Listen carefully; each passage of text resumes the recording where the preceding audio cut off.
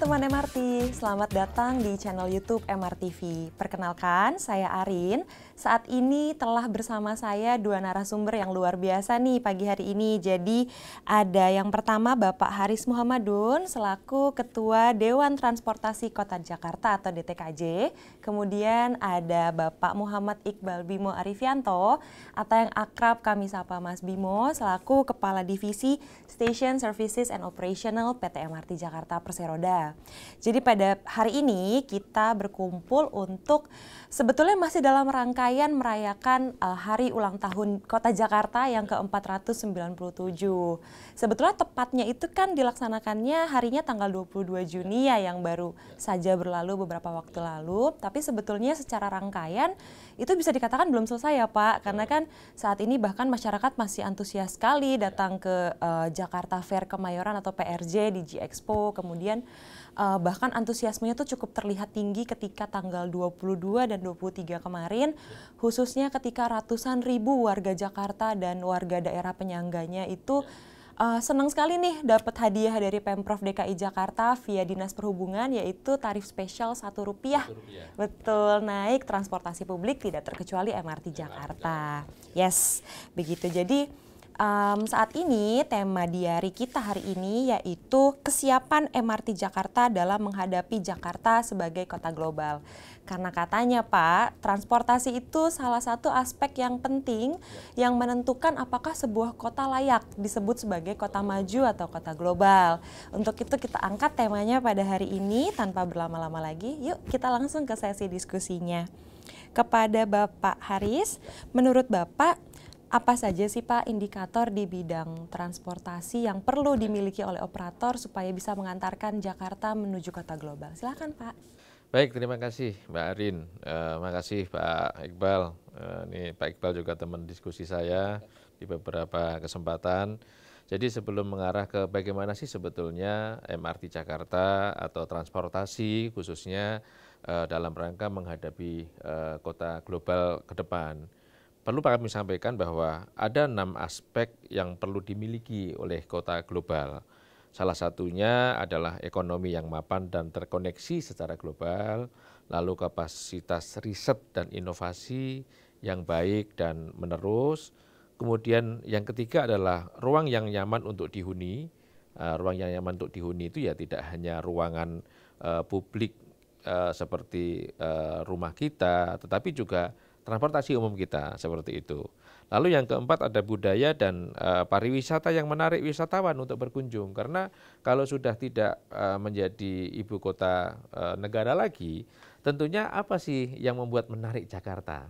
Nah salah satunya kan ada wisata kota atau city tour. Nah itu kan juga melibatkan kalau di kota-kota modern yang ada di dunia ini, itu kan juga melibatkan transportasi publik seperti MRT Jakarta ini. Lalu yang kelima adalah lingkungan yang bersih, nyaman, dan berkelanjutan. Saya pikir ini tidak terkecuali ya, lingkungan yang bersih, nyaman, dan berkelanjutan ini juga tidak terkecuali, pasti juga di ruang-ruang atau di lingkungan-lingkungan yang ada di transportasi publik.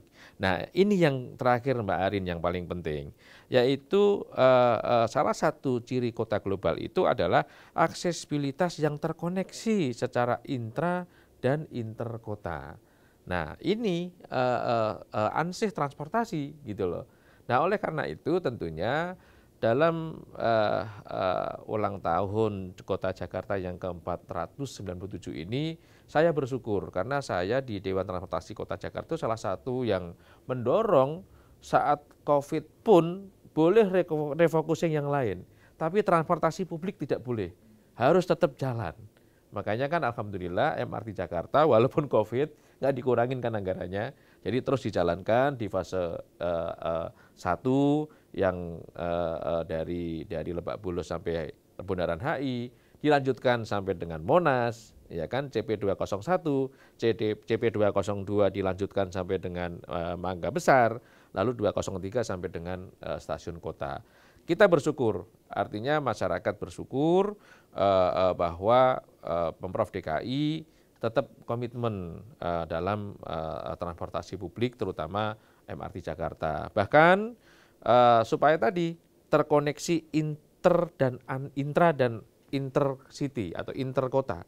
Artinya adalah kota dibenahin dulu, bahkan kita tuntaskan tuh dari mulai utara selatan sampai terus sampai dengan Ancol. Nah, saya pikir itu kami menjadi apa ya? Menjadi sangat bangga karena transportasi di Jakarta ini paling tidak sudah menjadi apa? Sudah menjadi kebanggaan lah untuk warganya, untuk warga Jakarta dan juga warga sekitarnya. Bahkan sekarang warga sekitarnya, karena kemarin di TKJ itu berkunjung ke wilayah kota Tangerang, ternyata Pak Wali Kota, Pak PJ Wali Kota juga menyampaikan, Pak Aris, rakyat saya, masyarakat saya itu menuntut transportasi publiknya sama dengan Jakarta. Nah ini kan satu kebanggaan. Bahkan tidak saja wilayah mitra, kalau kita searching ya 40 kota dengan transportasi publik yang baik, ya itu salah satunya ada di Jakarta. Walaupun urutannya masih 38, tapi paling tidak 40 kota dengan public transport yang baik itu salah satunya di Jakarta dan itu kita wajib kita syukuri. Seperti itu Mbak Arin. Baik Pak Haris, sebelum kita ke Pak Bimo, tunggu sebentar ya Pak. Ini saya masih penasaran nih sama Pak Haris. Bagaimana sih Pak peran DTKJ dalam mengakselerasi ketercapaian indikator-indikator tersebut Pak? Ya, DTKJ itu kan mempunyai tugas pokok dan fungsi memberikan rekomendasi kepada gubernur terkait dengan kebijakan transportasi. Nah, terkait dengan kota global ke depan, kita kan sudah punya Undang-Undang Nomor 2 Tahun 2024 tentang Daerah Khusus Jakarta. Nah, ingat, di dalam DKJ ini ada 11 urusan khusus perhubungan yang bisa dilakukan oleh Jakarta. Nah, salah satunya yang paling penting adalah yang terkait dengan transportasi terutama ya, karena kita ini kan sudah berubah paradigma nih. Yang selalu kita sampaikan ya, bahwa dulu kita adalah orientasi kita adalah car oriented development. Sekarang kita menuju transit oriented development. Nah, DKJ punya aturan, punya kewenangan khusus yang salah satunya adalah hal-hal yang sulit tadinya kita tidak bisa capai, itu kita capai.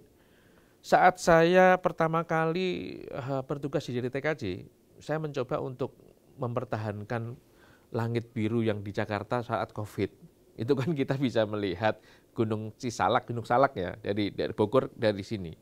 Nah, kita ingin mempertahankan itu. Saat itu salah satu rekomendasi yang kita dibully itu adalah kita mencoba membatasi usia kendaraan.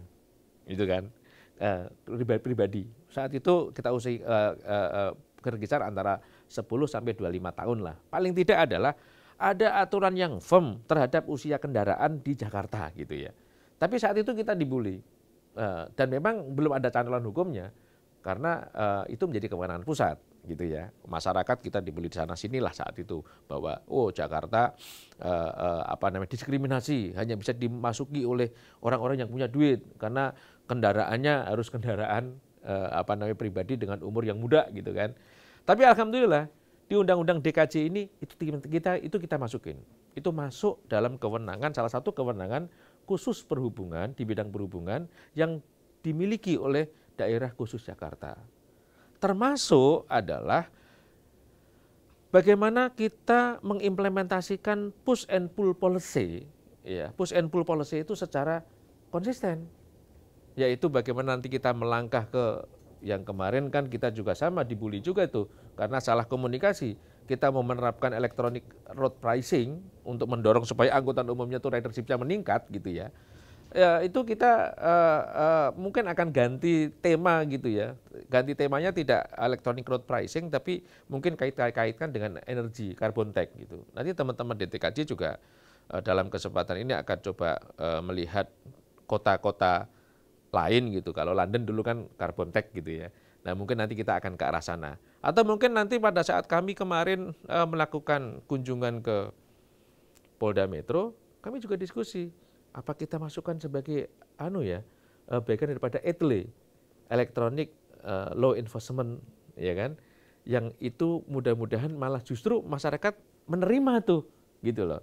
Kita lagi berjuang untuk mengenai itu, karena DTKJ tetap mengawal bagaimana push and pull policy itu bisa tetap dijalankan, ya. Yang alhamdulillah paling tidak pada saat Pak Bimo kemarin ketemu sama saya di kesempatan yang lalu sudah menginfokan gitu, Pak, ternyata kita dari target 85.000 per hari sudah 102.000 per hari. Nah, itu sudah alhamdulillah gitu loh. Artinya adalah bagi kami transportasi publik di kita khususnya MRT Jakarta ini sebagai saya representasi dari masyarakat transportasi yang ada di Jakarta. Karena konstituen kita adalah masyarakat yang menggunakan transportasi publik. Saya terima kasih sama MRT menjadi salah satu kebanggaan warga Jakarta. Baik Pak Haris, sungguh luar biasa jawabannya dan saya tuh tertegunnya karena dari 6 indikator yang Bapak sampaikan itu sungguh terlihat kesulitan, tantangan dan luar biasa banyak ya Pak. Dari ini bahkan kan Bapak sudah share bahwa ini kan sudah didiskusikan dengan berbagai pihak terkait gitu kan ya Pak. Tentunya sebelum akhirnya disuarakan kepada Pemprov dan akhirnya menjadi kebijakan kan prosesnya panjang gitu ya Pak. Tapi tetap aja ya Pak ada pihak-pihak yang dari itu sebenarnya makanan sehari-hari ya Pak bisa dibilang pro kontra tuh udah. Saya bahkan di HP saya ini kemarin tuh contoh kecil gitu. Contoh kecil masyarakat tidak bisa mengakses layanan DJ yang hilang dari Google. Saya di HP saya muncul atas sama masyarakat, ya langsung saya sending ke Pak Dirutnya, ke Diropnya. Gitu. Saya minta klarifikasi karena ya DTKJ ini kan menjadi corongnya masyarakat gitu loh, menjadi aduannya masyarakat gitu. Yang akhirnya itu termasuk ketika MRT ketiban rezeki ya keren ketiban rezeki yang akhirnya ini, tapi saya klarifikasi bahwa itu eksternal MRT ya, artinya ini bukan dari pihak MRT-nya yang katakanlah dalam tanda kutip lalai gitu ya, tapi di pihak eksternal gitu, dan itu butuh koordinatif. Saya pikir ya kita maklumi yang namanya itu kecelakaan, tapi kita komitmen untuk bisa selesaikan secepat-cepatnya, sesingkat-singkatnya, bahkan besoknya kan udah selesai. Langsung beroperasi lagi ya Pak besoknya ya. Baik, jadi Pak Haris kan tadi beberapa kali sudah menyinggung MRT Jakarta nih, jadi kita bergeser sebentar ya Bapak ke Pak Bimo. Saya penasaran nih dengan adanya transformasi kota Jakarta menuju kota global. Dari sisi operator nih Pak Bimo, ada arah pengembangan operasi dan layanan seperti apa yang sudah dipersiapkan oleh MRT Jakarta Pak? Silakan. Ya, terima kasih Mbak Arin, dan saya sekali lagi ucapkan selamat datang. Terima kasih Pak Haris sudah meluangkan waktunya bersama kita berdiskusi. Sungguh sebuah, tadi apa yang sampaikan Pak Haris itu sebuah, ya kita jadi, oh iya nih, saya jadi kepikiran mau bikin apa lagi gitu ya. Jadi, tapi kita terus berdiskusi lah sama DTKJ, sama Dishub, dan sama komunitas MRT, dan juga menggather masukan-masukan dari penumpang. Karena sebenarnya penumpang itu adalah kalau kita bilang ini vitamin buat kita Pak. Karena masukan dari Bapak Ibu penumpang semua, nanti teman-teman semua itu menjadi arah kita ke depannya. Jadi 6 prioritas yang disampaikan Pak Haris itu akan kita jalankan semua gitu. Tapi memang secara ngomongin kota global, yang pasti pertama kali yang kita harus ikutin adalah mengenai SDM, kualitas SDM. Kualitas SDM kita harus menuju kota global. Pak, mungkin diinformasikan ke Pak Haris, beberapa bulan lalu kita mengadakan Komet Pak, Community of Metro, yang pertama kali dilaksanakan di Jakarta. Nah, itu adalah bukti bahwa kita nih sedang menuju world class operator Pak. Dan itu juga sudah cukup didukung lah, dan kalau lihat kategori, kalau ngomongin benchmark Metro benchmark itu Pak, kita sudah cukup tinggi lah kategori kita, dan memang bisa disandingkan lah gitu, terutama dari bidang layanan, dari SDM. Lalu juga yang pasti fasilitas tadi, baik dari toilet kebersihan, dari ruang latasi musola, itu semua dari masukan dari pengguna. Nah, kita fokuskan sebetulnya nanti fasilitas tadi agar untuk mendukung kemandirian. Nah, ini yang terakhir sebetulnya. Saya bilang kita mau mendukung kemandirian dari penumpang. Nah, saat ini sebetulnya yang masih kita, kalau ngomongin kota global, Pak, gitu ya, Bapak Ibu semua, teman-teman semua lah, Mas-mas, Mbak-mbak ini, ketika naik MRT Jakarta yang kita harapkan adalah ya sudah, ini sudah menjadi kebiasaan gitu ya. Nah, tapi kalau kita ngomongin di luar negeri, itu tuh sangat sedikit yang namanya petugas. Ya. Nah ini kita mau ke arah sana sebetulnya. Ya. Agar kemandirian, nah bagaimana untuk ke arah sana? Misalkan kita perbaiki signage. Signage-nya mendukung agar kemandirian dari penumpang ini bisa lebih baik gitu ya. Lalu juga kita masih melihat bahwa hasil yang pertama itu adalah tiketing. Tiketing ini cukup butuh kita sudah melihat beberapa list dan kita akan rencanakan upgrade itu nanti di fase-fase berikutnya agar tiketing ini menjadi bagian yang tidak terpisahkan dari kemandirian sebuah pelanggan gitu. Nah itu jadi tiketing signage. Nah dari segi operasional sendiri ya tadi Pak Haris sempat sampaikan mengenai pool program. Nah kalau operator sampai ke pool program aja Pak ya. Karena pemerintah itu harus memang pemerintah adanya di push, operator pool. Nah tadi disampaikan 87.000 itu tahun lalu, sedangkan kita sudah sampai 92.000 tahun lalu. Nah saat ini kita ditargetkan 92.000 bulan ini, year to date kita sudah sampai 102.000 Pak. Ya alhamdulillah. Jadi itu terus meningkat dan memang itu tidak lepas dari peranan pool program MRT Jakarta. Pool program yaitu kalau kita lihat event-event ini banyak nih, kita berkolaborasi kemarin sama di GBK kita sudah punya MOU, lalu di Blok M sekarang juga ada Taman Literasi Marta, itu juga banyak event-event. Nah itu kita kembangkan agar itu menjadi kita ngomongin kota global. Tadi salah satu dari 6 tadi kan ada peningkatan pariwisata. Ya, betul. Nah itu adalah salah satu upaya kita juga untuk gini. Kalau di luar Pak, saya kemarin baca after COVID itu di Jerman kalau nggak salah, emang push programnya agar masyarakat untuk menggunakan transportasi dan mengurangi emisi, yaitu mengurangi tarif gitu ya. Tapi kan kalau kita memang perlu ada semacam inilah ya, panjang lah kalau ke sana. Tapi untuk ya gini, ekonomi berjalan ya kita sediakanlah tempat-tempat hiburan. Ya, itu kan ekonomi akan berjalan dan bertumbuh.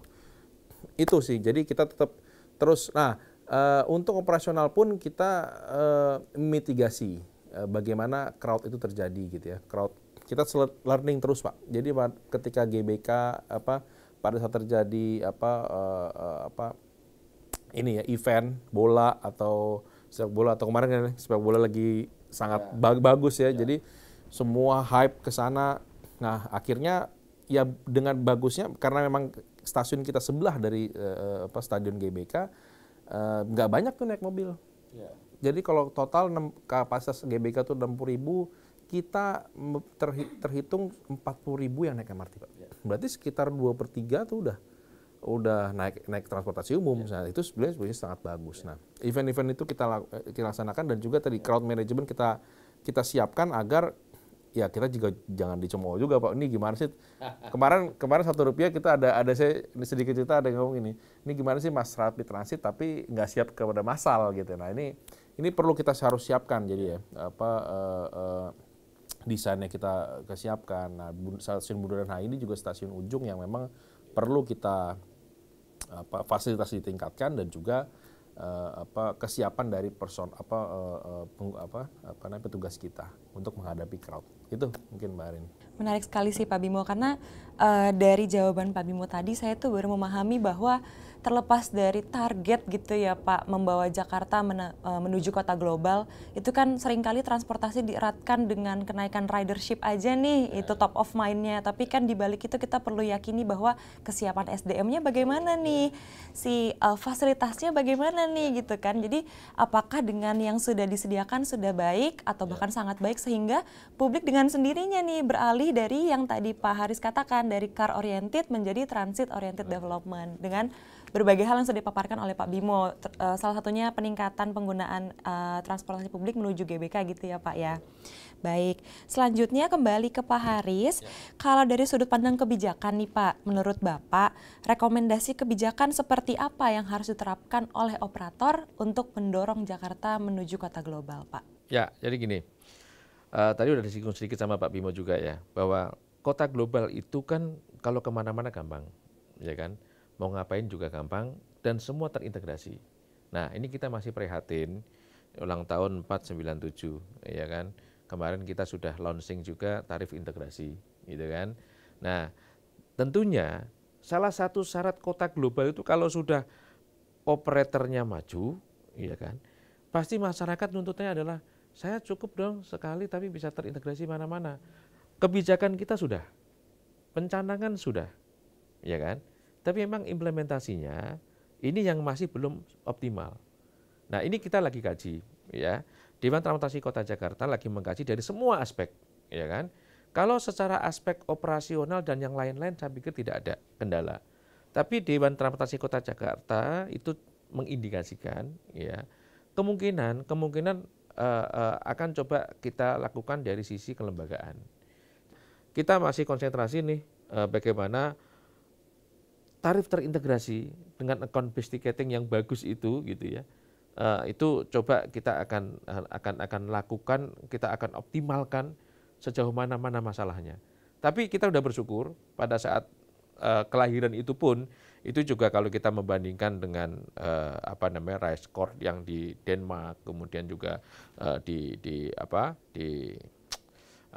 Paris saat itu kita juga lihat gitu. Terus kemudian MTR sendiri, Octopus dan yang lain-lain. Itu saya pikir persiapan kita lebih singkat. Makanya tadi Mas Imo sebelum tadi kita coba masuk dalam ruangan podcast ini kita diskusi-diskusi kecil tuh gitu loh. Saya terus terang aja bangga ya, termasuk kepada MRT Jakarta gitu ya. Karena tadi dengan usianya yang begitu muda, tapi kita sudah menjadi tadi selain Komet tadi, kita juga sudah diminta pengalamannya, sharing pengalamannya, bahkan pendampingan teknis ke negara-negara lain gitu loh. Termasuk yang saya tahu di negara-negara ASEAN lah, kita sudah menjadi lead lah untuk metro katakanlah gitu. Padahal kan kita masih relatif singkat nih gitu loh. Tapi alhamdulillah itu semua kita bisa syukuri, dan oleh karena itu satu lagi yang menjadi PR kita yang integrasi tarif tadi itu yang itu secara kebijakan nanti kita akan coba dorong dalam rekomendasi DTKJ untuk bisa lebih kelembagaannya lebih firm seperti itu. Baik Bapak, jadi dari Pak Haris ini kalau boleh saya simpulkan Pak, rekomendasinya fokusnya lebih ke pengintegrasian tarif ya Pak? Betul, karena gitu integrasi ya, tarif itu Mbak Arin, salah satu kota global kok nggak terintegrasi kan aneh gitu loh, ya enggak? Kalau misalnya ya kita sudah, aturannya sudah, semuanya fasilitasnya sudah gitu loh, tapi masih kurang optimal gitu loh. Nah, supaya lebih optimal, kita tetap cari terus nih apa nih akar masalahnya gitu loh. Kita harus komitmen sama-sama karena salah satu kota global tadi ya harus mudah diakses gitu loh. Mudah diakses itu kan kalau terintegrasi. Kalau nggak terintegrasi, fisik udah terintegrasi, kalau tiket belum kan juga masalahnya itu. Nah, itu yang harus kita dorong, dan kami di Dewan Transportasi Kota Jakarta akan komit terhadap itu. Bagaimana mengimplementasikan. Jadi tidak hanya kami sibuk dengan hal-hal kebijakan baru, tapi kebijakan-kebijakan yang sudah ada tapi kurang optimal, apa nih masalahnya? Seperti itu Mbak Arin. Baik Pak Haris, jadi menariknya begini ya Pak, ketika kita termasuk salah satu operator metro yang paling maju gitu ya Pak di kawasan Asia Tenggara, untuk fungsi regulator dan operator tuh ada gap integrator ya Pak gitu di tengah ya Pak ya, kurang lebih begitu, yang mana tarif tuh menjadi salah satu aspek yang menjadi concernnya DTKJ nih sekarang yang harusnya bisa terintegrasi lebih maksimal lagi. Oke, singkat Mbak. Betul, jadi gini, konsep yang benar yang kita rancang dari awal itu kan konsep ITO.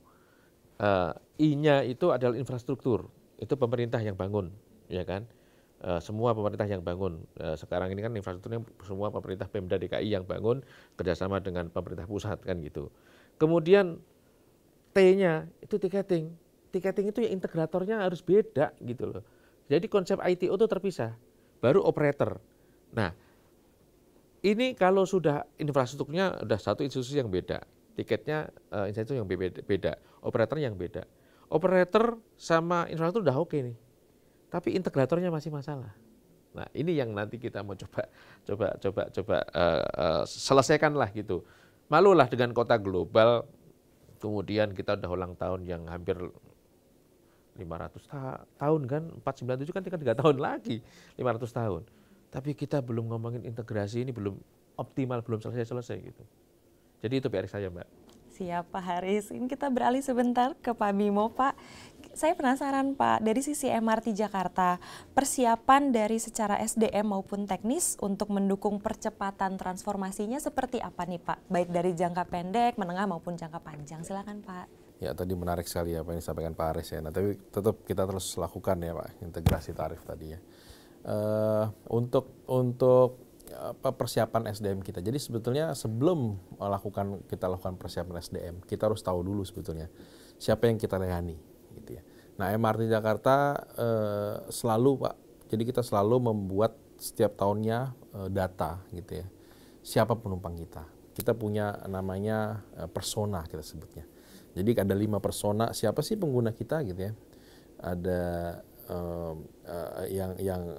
saya yang paling ingat tuh yang ibu-ibu yang pakai mbak-mbak lah ya, pakai high heels gitu ya. Itu yang menurut saya ini jadi persona yang paling banyak gitu. Jadi yang ke SCBD lah gitu ya. Ke SCBD kan memang dekat-dekat gitu. Nah, itu sebetulnya kita harus, dan dengan tarif kita yang cukup menurut kami gitu ya, menurut kami ya cukup relatif tinggi dibandingkan yang lain ya Pak ya. Dan memang kita harus pertama itu kita harus tahu apa yang dibutuhkan dulu gitu. Apa yang dibutuhkan dulu. Kita harus tahu dari pre-journey, on-board, dan post-journey. Nah, pada saat on-board mungkin kita bisa kita kawal nih, kita kawal. On-board kita bisa kita kawal apa sih yang dibutuhkan gitu ya, kenyamanan. Ya, kenyamanan dari AC-nya dingin gitu ya. Kalau tadi ngobrol sama Pak Aris ya, MRT ini wangi-wangi gitu ya. Karena tadi AC-nya dingin gitu ya, AC-nya dingin dan bersih gitu ya, bersih. Itu yang kenyamanan yang paling utama gitu ya. Lalu yang kedua security gitu ya. Ya alhamdulillah Pak, ya kita bisa bangga juga bahwa belum ada kriminalitas yang terjadi di MRT Jakarta. Nah, ya itu karena memang tingkat security-nya cukup tinggi gitu ya. Dari kita ya mungkin itu jadi salah satu hasil juga karena penumpang harus menaruh barang di X-ray ya kita sebutnya ya. X-ray, tapi itu demi sebenarnya keamanan juga gitu. Jadi kalau mungkin awal-awal pada saat X-ray mungkin banyak komplain, tapi kita jelaskan ya, ini demi keamanan penumpang juga, kita balikin lagi gitu ya. Dari kenyamanan lalu juga keamanan dan juga tingkat safety atau keselamatan. Nah, ini kita terus tingkatkan ya. Ini masih terjadi beberapa kali mengenai kasus jatuh dari tangga gitu ya. Kita sudah bikin beberapa gimmick juga kalau ada di Senayan tuh ya, ada kalau lewat ada sound jatuh dari tangga tidak seindah jatuh cinta katanya Pak. Nah, itu sebetulnya ada hal-hal yang memang bagaimana sih kita intercept orang gitu ya, ketika kalau biasanya kita ya memang dari pandemi saya lihat Pak, setelah pandemi ini ada yang berubah. Biasanya sebelum pandemi itu orang ketika itu ngobrol gitu ya, ngobrol. Nah, pada saat pandemi online itu makin naik gitu ya. Akhirnya dan sempat kita tidak boleh bicara Pak waktu itu di kereta. Nah, sehingga ada shifting, jadinya ada YouTube, terus ada Netflix yang dari HP. Akhirnya dia begini aja gitu kan. Nah, ketika turun tangga jatuh lah. Itu sering terjadi dan itu harus ada yang mengintercept, yaitu sound gitu ya. Nah, itu adalah salah satu upaya kita juga untuk inilah. Nah, ketika ini on board tadi, keselamatan, kenyamanan, dan juga ternyata kalau ngomongin MRT apa sih yang dibutuhkan? Ke tepat waktu. Itu udah pasti tuh, ke tepat waktu. Kita alhamdulillah 99,9 sekian gitu ya, 99,9 sekian ketepat waktu, dan juga kecepatan. Nah, ya memang kecepatan pembacaan dari tiket juga Pak, ini masih kita inilah ya, masih kita terus tingkatkan gitu ya. Kemarin Rp1 agak ini juga ya, agak ramai, tapi tetap terus kita bisa lanjutkan. Nah, itu dari on board gitu. Nah, tapi kita juga saat ini tidak hanya on board, kita juga peduli dari pre sampai postnya gitu ya. Jadi dia dari keluar rumah sampai datang ke lokasi ini juga kita pedulikan dengan kerjasama dengan mitra-mitra feeder. Saat ini kita punya 7 mitra feeder yang mengkontribusi sekitar 20-30% ridership. Jadi kita mintain datanya lah gitu ya. Kita bermitra siapa sih, berapa orang sih yang naik sehari gitu ya. Nah itu ternyata berkontribusi sekitar 20-30%. Dan itu juga ketika kita ngomongin PKS-nya, kita juga ada klausa untuk ya paling tidak layanan dan servisnya itu kita monitor lah gitu. Kalau kita punya standar pelayanan minimum yang dimonitor oleh bapak ibu dari Dishub gitu ya, kita juga bikin lah standar pelayanan minimum. Memang sebetulnya ini menjadi ya kita evaluasi terus gitu ya. Walaupun tidak, kalau kita kan kurang SPM-nya kurang, enggak gitu ya. Nah kalau ini kita evaluasi gitu ya, evaluasi. Nah ini yang memang perlu kita terus tingkatkan gitu ya. Lah layanan daripada itu balik lagi ke awal tadi, tingkat dari kualitas SDM. Tidak hanya di stasiun, juga bagaimana menarik tadi ya, menarik pool program dan berkolaborasi dengan mancanegara gitu ya, jadi kita world class. Dan ini tadi sebetulnya Pak, kita bukan kenapa sih kita MRT itu mau ke world class operator, bukan karena kita pengen sok gitu ya, bukan wah ini anak baru gitu ya, baru 5 tahun beroperasi, kita 2019, sekarang 2024, mau 5 tahun lebih beroperasi, kita mau sok-sokan kita world class, tapi sebetulnya ada yang kita incar Pak. Yang kita incar adalah sebenarnya ilmunya juga gitu ya. Kalau kita benchmark di sini-sini aja gitu ya, akhirnya di sini aja gitu Pak. Tapi kita kan ngomongnya pengennya benchmarknya keluar. Nah ini kadang-kadang hubungan kedekatan secara personal kepada teman-teman operator di mancanegara ini menjadikan kita enak nanya, ini kalau ada masalah ini seperti apa sih gitu, masalah ini seperti apa. Jadi kita tidak hanya benchmark di sini nih, jadi kita mimpinya tuh setinggi langit Pak. Katanya kan kalau pepatah tuh kalau mimpinya setinggi langit, kalau jatuh di atas awan gitu Pak ya. Jadi itu perlu ya kita selalu tanamkan itulah gitu. Gitu Mbak Arin. Jadi Pak Bimo, kalau bisa saya simpulkan dari dua aspek yang saya tanyakan dari sisi SDM dan technically gitu ya Pak ya. SDM-nya sudah jelas lah, sudah konkret gitu ya Pak. Kita hosting Comet Eastern Meeting beberapa waktu lalu. Itu kan seperti yang Pak Bimo sampaikan, itu persiapan konkret dari MRT bahwa SDM-nya dipersiapkan untuk world class operator gitu ya Pak ya. Lalu dari sisi technically juga ada, kalau saya bisa simpulkan ada dua tadi tuh dari kalimatnya Pak Bimo. Yang pertama customer focus, karena Bapak sedetail itu mempersiapkan dari mulai pre-journey, on board hingga post journey untuk memastikan kenyamanan, keselamatan gitu kan dari pengguna MRT Jakarta. Lalu inline dengan hal tersebut ada excellent services juga yang ditawarkan. Bahkan seperti yang sudah disebutkan juga, kita menyediakan banyak fasilitas inklusif di stasiun ya Pak gitu, dari mulai toiletnya, liftnya gitu ya, sampai ke blok taktil pun ada gitu, memastikan bahwa setiap golongan masyarakat itu kita serve-nya sama gitu, setara gitu ya Pak ya. Baik, ini mungkin kita sudah menuju ke jelang akhir diskusi nih Pak. Kita pengen tahu dari Pak Haris mewakili DTKJ, ada nggak sih Pak harapan untuk Pemprov DKI maupun dari MRT selaku operator untuk imply kebijakan-kebijakan transportasi Pak? Silakan Pak. Ya, ada dua hal. Yang pertama, DTKJ selalu setiap 2 tahun mengadakan DTKJ Award. Itukah tadi disampaikan Pak Bimo bahwa layanan itu menjadi sangat penting. Kemudian Mbak Arin juga tadi highlight gitu ya, bahwa inklusif untuk semua orang yang ada di MRT. Nah, jangan lupa Jawara DTKJ Award 2 kali ya MRT gitu loh, MRT gitu loh. Dan waktu kemarin itu saya sudah dihubungi sama Pak Randi, pengen diskusi lagi mengenai disabilitas, layanan disabilitas di beberapa stasiun yang baru mungkin ya, yang sekarang lagi dibangun. Saya sudah iakan tadi, mungkin minggu depan jadwalnya gitu ya. Dan September nanti kita adakan DTKJ Award lagi. Kemudian Pak PJ Gubernur meminta untuk diperluas lombanya gitu ya. Tidak hanya operator tapi juga nanti kewilayahan. Jadi wali kota sama kabupaten administratif yang ada di wilayah DKI itu juga akan kita nilai. Ya tadi, demi inklusivitas tidak hanya di onboard tapi pre-nya dan post-nya gitu loh. Karena pre dan post-nya ini walaupun MRT bisa menjangkau tapi kan tidak dalam kontrol penuh Ya, kontrol penuhnya ada di sektor yang lain. Nah, saya di DTKJ mendorongnya itu. Karena gini, kalau kita sudah melaksanakan layanan disabilitas yang sangat detail-detail itu, ya, maka tentunya layanan yang tidak detail pasti akan terlewati. Yang detail aja diselesaikan kok gitu loh. Itu satu hal.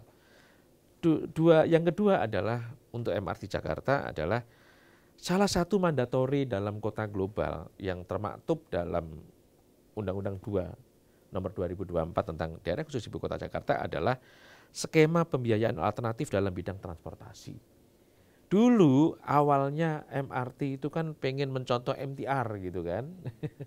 Contoh MTR. Bagaimana non-fairbox revenue itu bisa 60% dibandingkan dengan fairbox revenue dari tiket gitu. Nah, ini saya minta dengan SDM yang mumpuni MRT tingkatkan itu, gitu kan?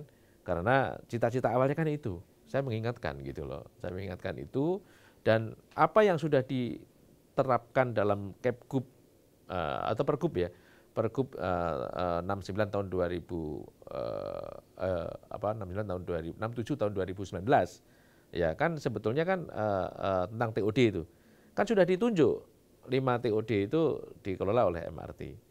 Optimalkan dengan kapasitas itu sehingga skema pembiayaan alternatif dalam bidang transportasi ini bisa menjadi contoh lagi nih. Contohnya MRT itu.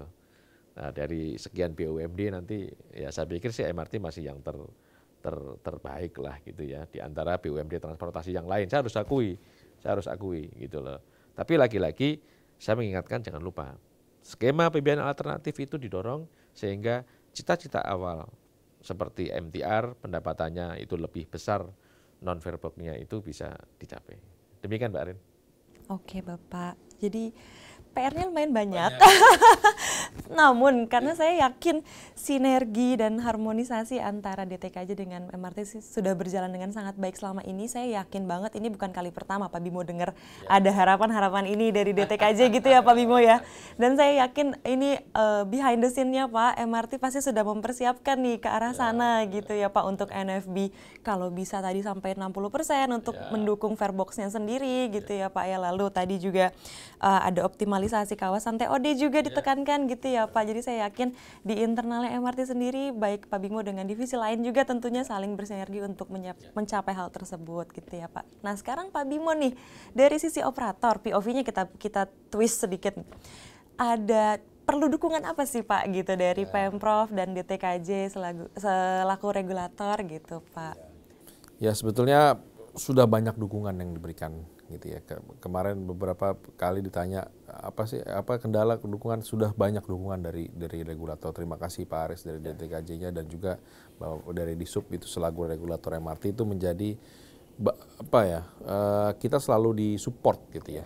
Jadi kalau ini saya Disub tidak datang tapi kemarin dia bilang mereka bilang bahwa apa nih yang dibutuhkan MRT agar ujungnya sebenarnya melayani masyarakat. Ini sebetulnya sudah menjadi mindset yang bagus lah Pak ya kalau menurut saya. Kalau ya ibaratnya ya yang memberikan layanan terakhir ke masyarakat itu diberikan juga layanan yang baik juga gitu dari pemerintah. Ya dari kemudahan pasti Pak ya kemudahan keuangannya dari subsidi tadi juga disampaikan itu terus kita tingkatkan gitu ya.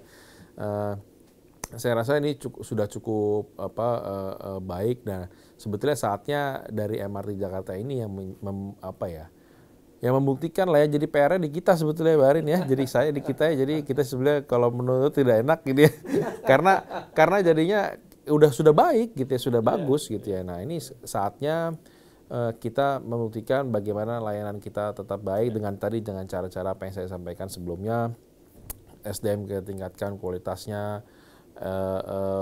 Tidak lalu ya tadi untuk menjaga kemandirian dari penumpang ini gitu ya, ini terus kita tingkatkan fasilitas ya saat ini sudah masuk digitalisasi Pak, AI sudah kemana-mana. Nah ini coba kita lagi sedang bangun gitu ya, bagaimana ini mendukung kita juga dari menjadi kota global. Kota global tuh artinya sebenarnya banyak gitu artinya.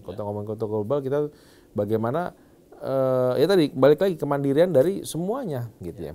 Nah, agar itu juga sebetulnya tadi kalau ngomongin Pak Haris 0,90% ya kita juga bisa menurunkan cost Pak gitu ya. Tujuannya adalah menurunkan cost. Tidak banyak manpower tapi tadi bisa kita layani dengan baik. Itu tujuan utama kita juga.